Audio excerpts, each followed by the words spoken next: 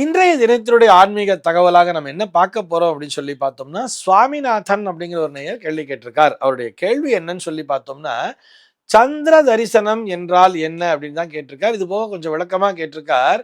சந்திர தரிசனம் என்று பஞ்சாங்கத்திலே ஒரு சில நாட்களிலே குறிப்பிடுகிறார்களே, அதன் முக்கியத்துவம் என்ன? அந்த நாளிலே மட்டும் ஏன் சந்திர தரிசனம் என்பதை குறிப்பிட வேண்டும்? தினமும் தானே சந்திரனை பார்க்கிறோம். அந்த சந்திர தரிசனம்னு குறிப்பிட்டிருக்கா இல்லையா? அந்த நாளுக்கு மட்டும் அத்தனை முக்கியத்துவம் உண்டா என்பதுதான் அவருடைய கேள்வியாக அமைந்திருக்கிறது.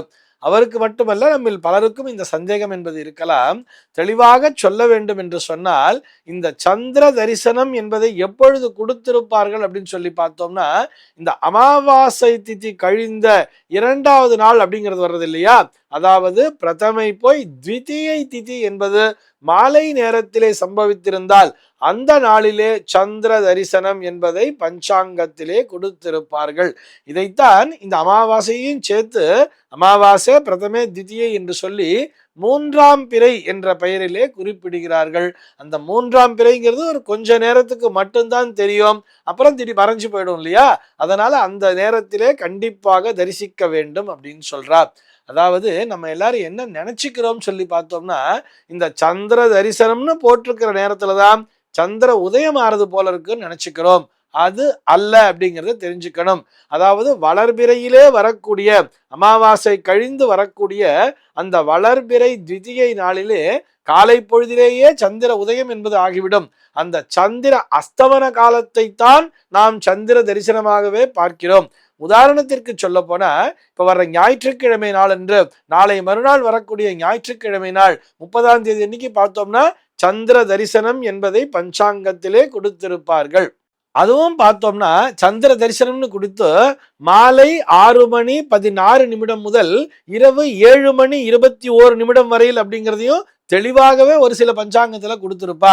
அதாவது அன்றைய தேதியிலே சூரிய அஸ்தமனம் என்பது மாலை 6:16 நடந்துவிடும். சூரியன் அஸ்தமித்து விட்டாலே கூடவே இருக்கக்கூடிய சந்திரனும் நம்முடைய கண்களுக்கு தெரியும்.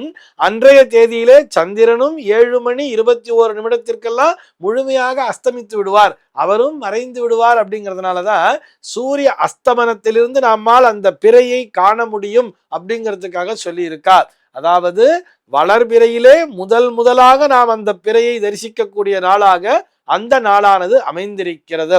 அமாவாசை அன்னைக்கு சுத்தமா நமக்கு சந்திரனே கண்ணுக்கு தெரியாது. மறுநாள் பிரதமையிலே நமக்கு கண்ணுக்கு தெரியறதுக்கான வாய்ப்பு இல்லை. இந்த நேரத்துலதான் முதல்ல அந்த பட்சத்திலே நம்முடைய கண்களுக்கு தெரியும் என்பதால் சந்திரனை அவசியம் தரிசிக்க வேண்டியது அப்படின்னு கொடுத்திருக்கா. அதுவும் எந்த திசையிலன்னு சொல்லி பார்த்தோம்னா சர்வ நிச்சயமாக மேற்கு திசையிலே தான் இருக்கும். அதற்காக மேற்கிலே சந்திரன் உதயமாகிறது என்று தவறாக நினைத்து கொள்ள கூடாது. சூரியனை போலவே சந்திரனும் கிழக்கேதான் உதயமாவார். இதை எப்படி நம்ம பார்க்கலாம்னு சொன்னா, இந்த பௌர்ணமி நாள் அப்படிங்கிறது வர்றது இல்லையா?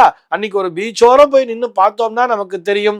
ஒரு புறம் பார்த்தோம்னா நமக்கு சூரிய அஸ்தமனமும், மறுபுறம் பார்த்தோம்னா சந்திரனுடைய உதயமும் கிளம்புறதை நம்ம பார்க்கலாம் இல்லையா? அது கன்னியாகுமரியில போய் பார்த்தோம்னா 2 பக்கமும் அழகா பார்க்கலாம் நம்ம அந்த விஷயத்த. பௌர்ணமி நாள்ல அங்க அவ்வளவு கூட்டம் இருக்கும் தானே. ஆக சந்திரனும் கிழக்கிலிருந்து தான் உதயமாவார் என்பதை தெரிந்து கொள்ள வேண்டும். சரி சார், இந்த சந்திர தரிசனத்திற்கு அத்தனை முக்கியத்துவம் என்ன அப்படின்னு சொல்லி பார்த்தோம்னா, இந்த பிறை அப்படிங்கிறது இருக்கு இல்லையா? அதாவது இந்த 3ஆம் பிறை அப்படிங்கிறது இருக்கு இல்லையா? அதைத்தான் பரமேஸ்வரன் தன்னுடைய நெற்றியிலே சூடிக்கொண்டிருக்கிறார், தலையிலே சூடிக்கொண்டிருக்கிறார் அப்படின்னு சொல்றது. அதனாலதான் அவருக்கு என்ன பேரு? பிறை சூடன் அப்படின்னே சொல்லுவா தெரியுமா? சந்திரசேகர சுவாமி அப்படின்னு சொல்றோம் இல்லையா? அதுவும் அந்த சந்திர தரிசன நேரத்திலே நாம் சந்திரனை தரிசிக்கிறோம்னு சொன்னா அது சாட்சாத் அந்த பரமேஸ்வரனையே தரிசிக்கின்ற அந்த பலனை தந்து விடுகிறது. அப்படிங்கிறதுனாலதான் அந்த நாளிலே அவசியம் எல்லோரும் சந்திர தரிசனத்தை மேற்கொள்ள வேண்டும் என்பதை வலியுறுத்தி சொல்லி இருக்கிறார்கள். இதை ஒரு சில பேர் எப்படி சொல்லியிருப்பான்னு பார்த்தோம்னா, 4ஆம் பிறையை பார்த்தோம்னா, அதான் சதுர்த்தி நாளன்னைக்கு தரிசனம் பண்ணோம்னா 4ஆம் பிறையை பார்த்தா நாய்ப்படாத பாடுபடுவான்பா அப்படிங்கிற மாதிரிலாம் சொல்லி வச்சிருப்பா. அதுபோல் அல்ல. அதாவது நீங்கள் இந்த சந்திர தரிசன நாளன்றே நீங்கள் சந்திரனை தரிசித்து விட்டால் நீங்கள் 4ஆம் பிறையை பார்த்தால் கூட அதன் மூலமாக எந்த தோஷமும் வந்து சேராது என்பதுதான் நிஜம். ஆக முதலாக அந்த பட்சத்திலே நாம் சந்திரனை தரிசிக்க வேண்டும் என்று சொன்னால் அந்த நேரத்தினை பயன்படுத்தி கொள்ள வேண்டியது. அதன் மூலமாக நாம் சாட்சாத் பரமேஸ்வரனையே தரிசிக்கிறோம், அந்த பிறை சூடனையே தரிசிக்கிறோம்.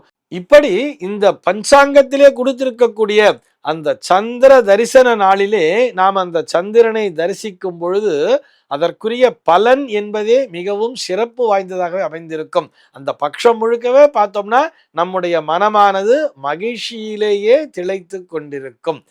இந்த தகவலோடு இன்றைய தினம் நான் உங்களிடமிருந்து விடைபெற்றுக் கொள்கிறேன். மீண்டும் உங்கள் அனைவரையும் நாளைய தினம் ஒரு சுவாரஸ்யமான தகவலோடு சந்திக்கிறேன். எம்பெருமானினுடைய திருவருளினாலே இந்த நாள் உங்கள் அனைவருக்கும் சுப தினமாக அமைவதற்கு வாழ்த்துக்கள்.